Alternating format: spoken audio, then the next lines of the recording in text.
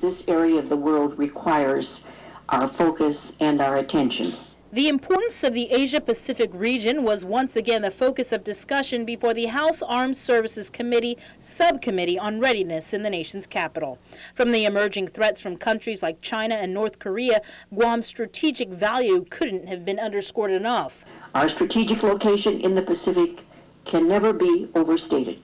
And with the tragedy in Japan, it only elevated the island's importance. Just this past weekend, several Global Hawks based at Andersen Air Force Base, Guam, conducted sorties over Japan to assist the region with mapping the destruction caused by the massive tsunami. Appearing before the subcommittee, of which Guam delegate Madeline Berdallo serves as a ranking member, were U.S. Marine Corps Director for Strategic Plans and Policy for the U.S. Command, Major General Randolph Alice, Deputy Assistant Secretary of Defense for East Asia, Michael Schiffer, and a familiar face and frequent visitor to Guam, Assistant Secretary of the Navy for Energy, Installations and Environment, Jacqueline Fennensteel. During the hearing, Berdallo continued her push for DoD to consider alternative sites for a live firing range other than using a portion of GovGuam land along Route 15. I would caution that it may be very difficult for DoD to reach a deal that will be approved by the Guam legislature, who ultimately approves the leasing or the sale of government of Guam lands. Berdallo would also question Secretary Fannenstiel about the integration of FENA with GWA. As we reported, the National Defense Authorization Act includes a provision allowing for the sale of FENA back to GovGuam at a price tag ranging around $300 million. The Congresswoman says the model for integration of water should be based on the process used several years ago when Guam took control over the Navy's power system.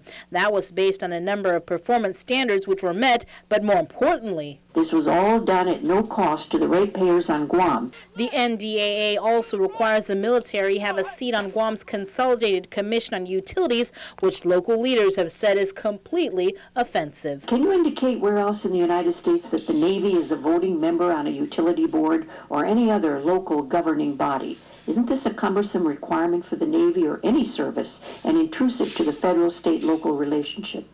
I don't know of any place where it would be. During today's hearing, though, it was Hawaii Congresswoman Colleen Hanabusa who asked the question that one can say is in the minds of many on Guam as to whether the Japanese government will stick behind funding $6 billion out of the $10 billion price tag for the Marines' relocation. Given the disaster, given the catastrophe, what are the probabilities that they're going to pay for the move? Defense Deputy Assistant Secretary Schiffer responded that's highly speculative.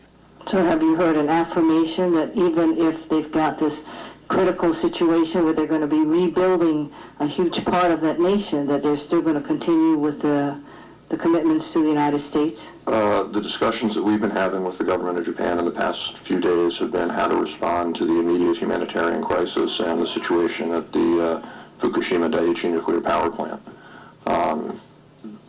Once we have managed to deal with the management of the immediate consequences, the thousands of people that have died, the hundreds of thousands that are internally displaced, and the ongoing situation with the nuclear power plant, I'm sure we will have those discussions, and I'm fully confident that the government of Japan will continue to be positively engaged.